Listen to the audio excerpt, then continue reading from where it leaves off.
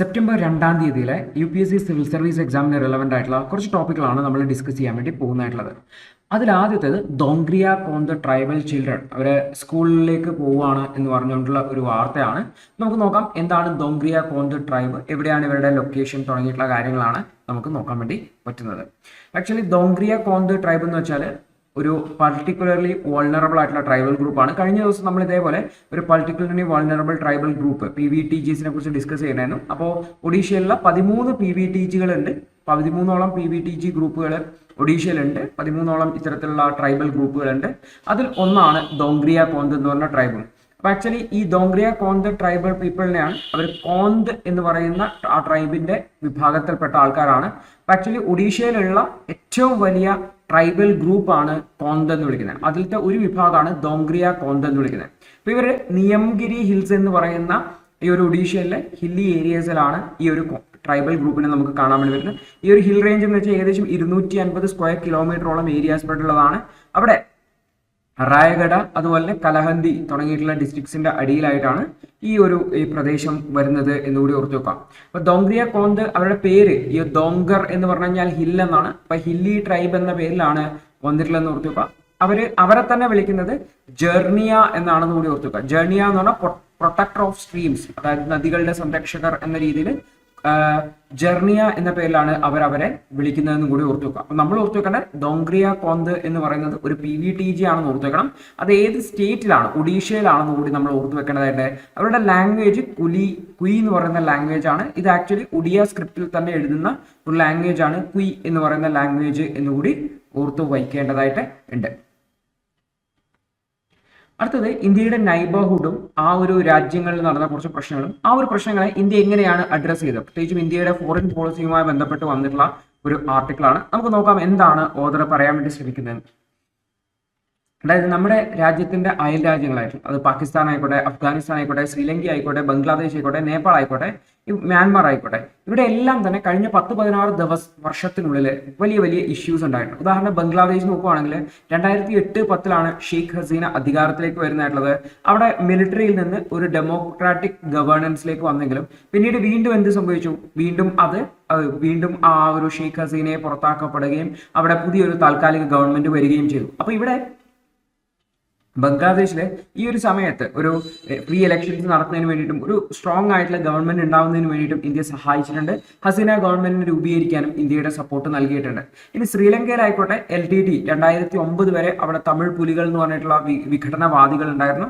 അപ്പോൾ 2009 ഈ ഒരു LTTയുടെ അവസാനിപ്പിച്ചു. അത് ഇന്ത്യയുടെയും കൂടെ ഭാഗികമായിട്ടുള്ള എൻഗേജ്മെന്റിന്റെ ഭാഗമായിട്ടാണ്. അപ്പൊ ഇത്തരത്തിലുള്ള ലോങ് സ്റ്റാൻഡിംഗ് കോൺഫ്ലിക്ട് ശ്രീലങ്കയിൽ അവസാനിപ്പിക്കാനും ഇന്ത്യ സഹായിച്ചിട്ടുണ്ട്. ഇനി മാലദ്വീപ്സിൽ നോക്കിക്കഴിഞ്ഞാൽ മാലദ്വീപ്സിൽ ഒരു ഓട്ടോക്രാറ്റിക് റൂളാണ് നേരത്തെ ഉണ്ടായിരുന്നത്. 2008 അതൊരു മൾട്ടി പാർട്ടി റൂളിലേക്ക് വരുന്നതിന് വേണ്ടിയിട്ട് ഇന്ത്യയുടെ സഹായം ഉണ്ടായിരുന്നു. ഇന്ത്യ ഈ ഒരു ഡെമോക്രാറ്റിക് ഷിഫ്റ്റിനെ സഹായിച്ചു. അതുപോലെ തന്നെ മാലദ്വീപ്സിന് പല തരത്തിലുള്ള സഹായങ്ങൾ നൽകിയിട്ടുണ്ട്. അപ്പൊ നിലവില് ഒരു പ്രസിഡന്റ് മുഹമ്മദ് മുയിസ് അദ്ദേഹം അധികാരത്തിൽ വന്നതിന് ശേഷം ഇന്ത്യയുമായിട്ടുള്ള ബന്ധം അത്ര സ്ട്രോങ് അല്ല. അദ്ദേഹം ചൈനയുമായിട്ടാണ് ബന്ധം ശക്തിപ്പെടുത്താൻ വേണ്ടി ശ്രമിക്കുന്നതായിട്ടുള്ളത്.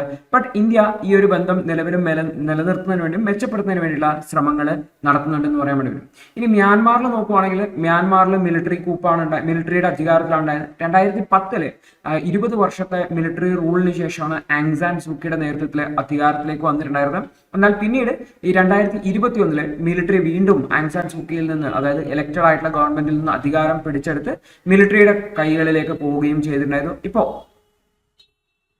മിലിറ്ററിയുടെ നിയന്ത്രണത്തിലാണ്.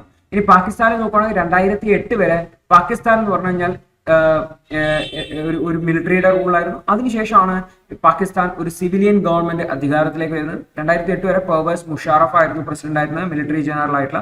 ആക്ച്വലി ഇവിടെ ഒരു സിവിലിയൻ റൂളിലേക്കുള്ള ഒരു പോസിറ്റീവ് ഷിഫ്റ്റ് 2008 നമുക്ക് കാണാൻ വേണ്ടി പറ്റിയിട്ടുണ്ട്.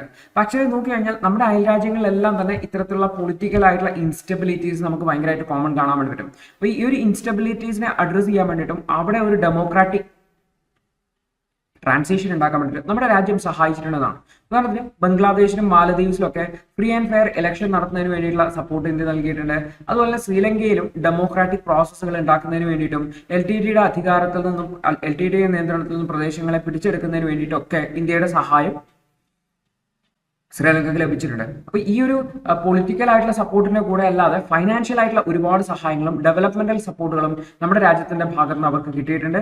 അവർ ഈ ഒരു ഡെമോക്രാറ്റിക് സെറ്റപ്പിനെ സ്ട്രെങ്തൻ ചെയ്യുന്നതിന് വേണ്ടി പ്രത്യേകിച്ചും ശ്രീലങ്കയിലും ബംഗ്ലാദേശിലൊക്കെ അവിടുത്തെ ഫൈനാൻഷ്യൽ സിറ്റുവേഷനെ മെച്ചപ്പെടുത്താനും ഇന്ത്യയെ സഹായിച്ചിട്ടുണ്ട് എന്നുള്ളതാണ്. അപ്പോൾ ഇത് വിവിധ തരത്തിലുള്ള പൊളിറ്റിക്കൽ ആയിട്ടുള്ള സപ്പോർട്ടിന്റെ കൂടെ തന്നെ അവിടെ ഡെമോക്രാറ്റിക് സ്റ്റെബിലിറ്റി ഉറപ്പുവരുത്താനുള്ള സഹായത്തിന്റെ കൂടെ തന്നെ ഇത്തരത്തിലുള്ള ഫൈനാൻഷ്യൽ സപ്പോർട്ടുകളും നമ്മുടെ രാജ്യത്ത് നിന്ന് വന്നതാണ് ആ ഒരു രാജ്യം സ്റ്റേബിൾ ആയി മാറുന്നതിന് കാരണമായിട്ടുള്ളത്. അപ്പോൾ ടൈംലി നമ്മുടെ രാജ്യം എക്കണോമിക് ബെയിൽ ഔട്ടുകൾ നൽകിയിട്ടുണ്ട്. ഉദാഹരണത്തിന് ശ്രീലങ്കയിൽ വലിയ സാമ്പത്തിക പ്രശ്നം ഉണ്ടാകുമ്പോൾ ഇന്ത്യ പല തരത്തിലുള്ള സപ്പോർട്ടുകൾ നൽകിയിട്ടുണ്ട്. മാലദ്വീപ്സിനായിക്കോട്ടെ മ്യാൻമാറിനായിക്കോട്ടെ പല ഇൻഫ്രാസ്ട്രക്ചർ ഡെവലപ്മെന്റൽ പ്രൊജക്ടുകളിലും നമ്മൾ ഇൻവോൾവ് ആയിട്ടുണ്ട്.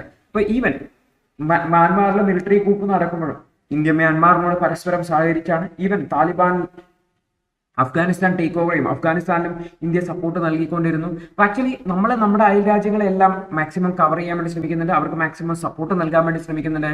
പ്രത്യേകിച്ചും നമ്മുടെ അയൽ രാജ്യങ്ങൾ സമാധാനത്തോടെ സ്ഥിരതയോടെ ഇരിക്കുക എന്ന് പറയുന്നത് നമ്മുടെ രാജ്യത്തിന്റെ സുരക്ഷയെ സംബന്ധിച്ച് വളരെ ഇമ്പോർട്ടൻ്റ് ആണെന്ന് ഓർക്കുക. അതുകൊണ്ടാണ് ഇന്ത്യ ഇത്തരത്തിലുള്ള ഇടപെടലുകൾ നടത്തുന്നത്. കാരണം അയൽക്കാർ പ്രശ്നത്തിലാണെങ്കിൽ ആ പ്രശ്നം മെല്ലെ മെല്ലെ നമ്മുടെ രാജ്യത്തേക്കും പടരാനുള്ള സാധ്യതയുണ്ട് എന്ന് ഓർത്തുവയ്ക്കുക.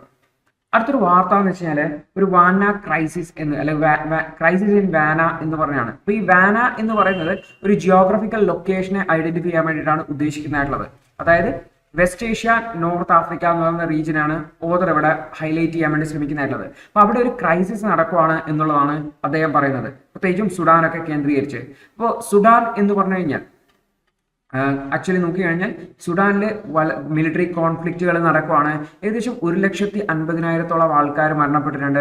ഏകദേശം 10 മില്യൺ, അതായത് 1 കോടിയോളം ആൾക്കാർ ഡിസ്പ്ലേസ് ചെയ്തിട്ടുണ്ട്. അതുപോലെ തന്നെ 2.5 മില്യണോളം ആൾക്കാർ, 25 ലക്ഷത്തോളം ആൾക്കാർ രാജ്യം വിട്ടു പോയിട്ടുണ്ട്. അതായത് ഗാസയിൽ നടക്കുന്ന, വെസ്റ്റ് ഏഷ്യയിൽ നടക്കുന്ന ഗാസയിൽ നടക്കുന്ന മരണത്തെക്കുറിച്ചൊക്കെ നമ്മൾ ഭയങ്കരമായിട്ട് പറയുന്നുണ്ടെങ്കിലും സുഡാനെ കുറിച്ച് ആരും പറയുന്നില്ല. പക്ഷെ സുഡാനിലുള്ള ഫിഗർ എന്ന് വെച്ചാൽ ഗാസയിലുള്ളതിനേക്കാൾ 4 മടങ്ങ് കൂടുതലാണെന്ന് ഓർത്തുവെക്കേണ്ടത് തന്നെ. Actually Sudanese armed force SAF എന്ന് വിളിക്കും. അപ്പോൾ അതുപോലെ തന്നെ അവിടെയുള്ള റാപ്പിഡ് സപ്പോർട്ട് ഫോഴ്സ് RSF എന്ന് വിളിക്കുന്ന ആ ഒരു ഗ്രൂപ്പും തമ്മിലാണ് ഈ ഒരു ഇഷ്യൂസ് നടക്കുന്നതെന്നും കൂടെ ഓർത്തു വെക്കേണ്ടതാണ്. ഈ ഒരു കോൺഫ്ലിക്റ്റ് ആണ് അവിടെ ഈ ഒരു മിലിറ്ററി കൂപ്പിന്റെ ഭാഗമായിട്ടുള്ള കോൺഫ്ലിക്റ്റുകളൊക്കെയാണ്. അപ്പോൾ ഈ ഒരു കോൺഫ്ലിക്റ്റ് വളരെ സിവിയർ കണ്ടീഷനിലേക്ക് മാറിയെന്ന് മാത്രമല്ല ഈ രാജ്യം വലിയൊരു പട്ടിണിയിലേക്ക് പോകുന്നതിനും കോളറ പോലുള്ള എപ്പിഡമിക്കുകൾ പടരുന്നതിനും വരെ ഇവിടെ കാരണമായിട്ടുണ്ട് എന്ന് നമുക്ക് പറയാൻ പറ്റും. ദി ഹിന്ദുവിന്റെ ഇന്നത്തെ വിശകലനം കണ്ടതിന് നന്ദി. നിങ്ങൾക്ക് ഇത് സഹായകരമായെന്ന് വിശ്വസിക്കുന്നു. ഇന്നത്തെ ബാക്കിയുള്ള വാർത്തകളുടെ വിശകലനത്തിനു വേണ്ടി ഞങ്ങളുടെ ന്യൂസ് അനാലിസിസ് ക്ലാസ്സിൽ ജോയിൻ ചെയ്ത് പഠിക്കാവുന്നതാണ്. ഒരു മാസം വെറും 159 രൂപയ്ക്ക് നിങ്ങളുടെ UPSC തയ്യാറെടുപ്പിന് ആവശ്യമായ എല്ലാ പ്രധാന വിശദാംശങ്ങളും ഉൾക്കൊള്ളുന്ന ഒരു സമഗ്രമായ ന്യൂസ് അനാലിസിസ് നിങ്ങൾക്ക് മലയാളത്തിൽ ലഭിക്കും. കൂടാതെ സിവിൽ സർവീസിനു വേണ്ടിയുള്ള ജനറൽ സ്റ്റഡീസ് ക്ലാസുകൾ കൂടി മലയാളത്തിൽ മനസ്സിലാക്കി പഠിക്കാൻ ഞങ്ങളുടെ ലേണേഴ്സ് അൺലിമിറ്റഡ് ക്ലാസ്സിൽ ജോയിൻ ചെയ്യാം. മാസം വെറും 1,500 രൂപയ്ക്ക്.